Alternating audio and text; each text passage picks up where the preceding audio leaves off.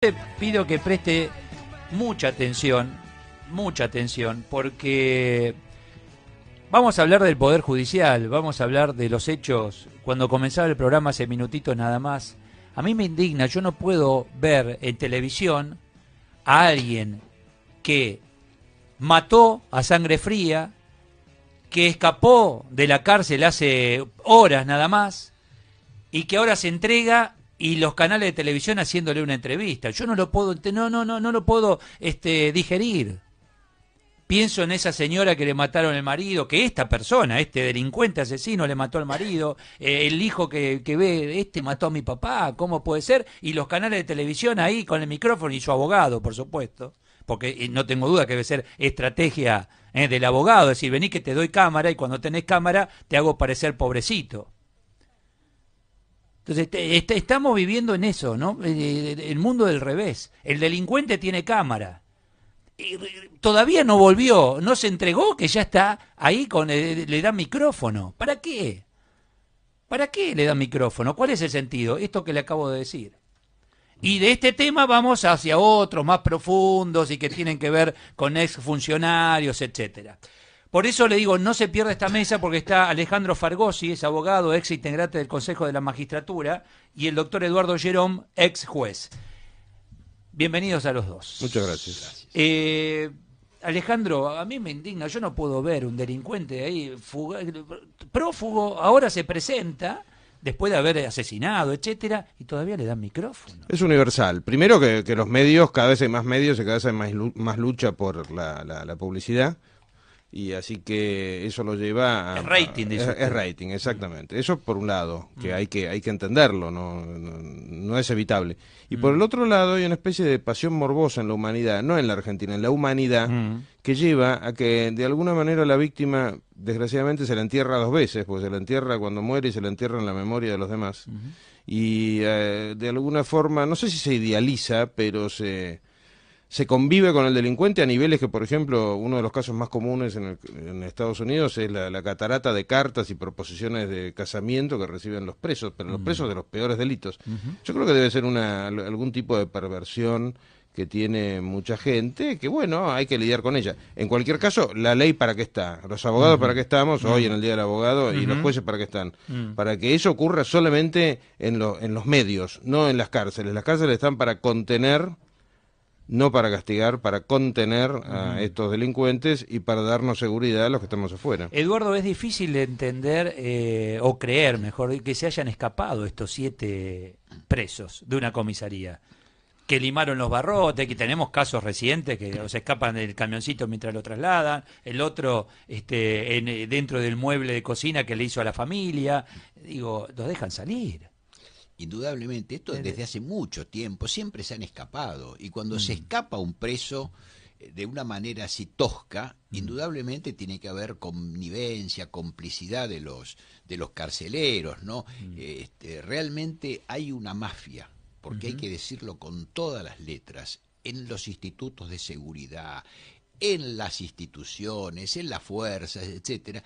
Y yo veo que la gobernadora de la provincia está haciendo un esfuerzo ímprobo para tratar de liberarnos de las mafias, porque en definitiva nos libera a todos, no solo del narcotráfico, sino de los que dejan sitios liberados. Pero te tiene que liberar el Poder Ejecutivo, una gobernadora, y no aquellos que administran justicia, ¿o es un trabajo en conjunto? Es en conjunto, y nos incluye a nosotros, porque ojo, cuando nosotros vemos cómo los miembros de la policía y los miembros de los servicios penitenciarios son masacrados y ni siquiera retenemos el nombre durante 3 minutos, empezamos a hablar de un policía, un penitenciario, también estamos anticipándoles que no nos importa ni su vida, con lo cual la pregunta es por qué a ellos les debiera importar la nuestra. Menos mal que la mayoría son buenos. Que terminan siendo héroes porque dieron su vida por nuestras familias. Menos mal, repito, que la mayoría son buenos.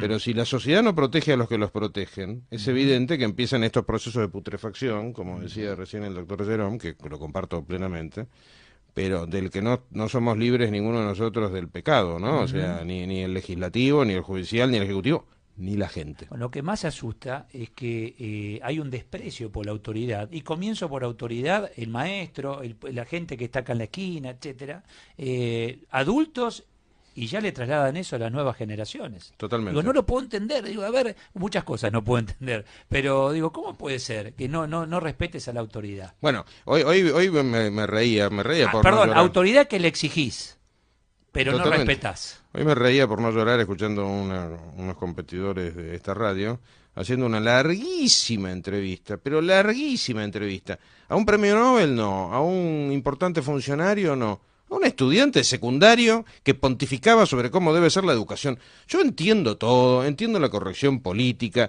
pero el principio de autoridad empieza por el colegio y por la escuela. Entonces, si a nosotros, los adultos, que además pagamos los impuestos con los que ellos se educan, nos va a venir a enseñar un chico cómo se debe educar, tenemos un problema de entrada.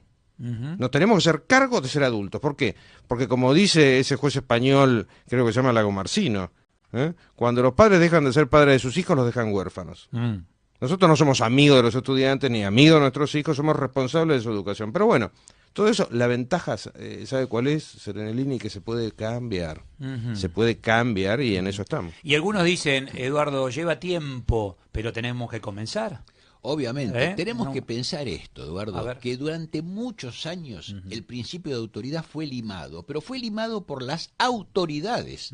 O sea, quienes deben ejercer la autoridad fueron limando el principio.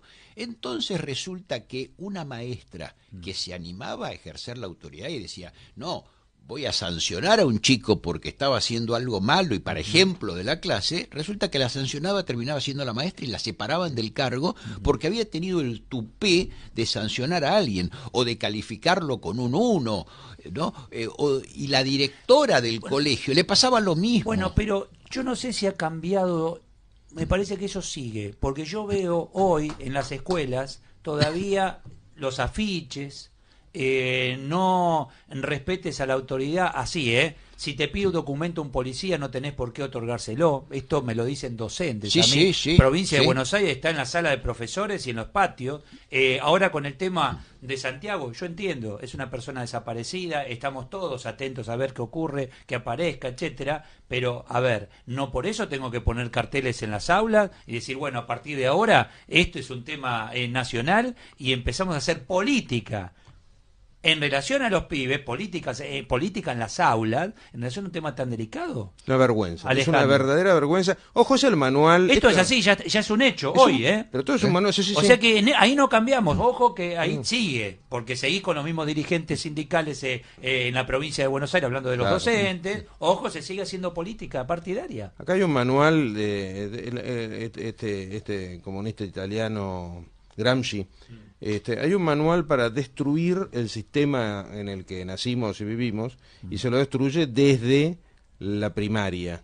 Entre otras cosas, dándole a un chico de 6 años clase de política con esta persona Maldonado, que ojalá que aparezca como todos los otros desaparecidos en Argentina, porque, ojo, no es que no existen desaparecidos en todos los países del mundo, el Estado no puede tener un ojo sobre cada uno de los 44 millones de habitantes, tampoco hay que caer en esa locura, pese a que hay gente que cree que sería posible, y de hecho tecnológicamente con un chip lo podría hacer, pero en cualquier caso lo que tenemos que estar atentos es a la manipulación política. Se ha embarrado mucho la cancha con este caso. Sí, claro. En Santiago, se confunde. Yo creo que acá, me paro acá, Suipachi Corrientes, le pregunto a la gente, ¿me explica el tema Santiago Maldonado? Y no todo el mundo, o te van a dar distintas respuestas. Pero ¿sabés una Porque cosa, mal Eduardo? Confunden. Sí. A ver, es una persona desaparecida, no importa el por qué, quiero saber dónde está. Y Una cosa es que la persona haya desaparecido y todos queremos saber dónde está, y otra cosa es el manejo que se hace con esa desaparición. Porque ojo, no nos engañemos, acá hay un plan sistemático de destrucción de todos los que sean valores para tratar de decir no ha cambiado nada. Fíjense, volvamos al pasado que era mejor.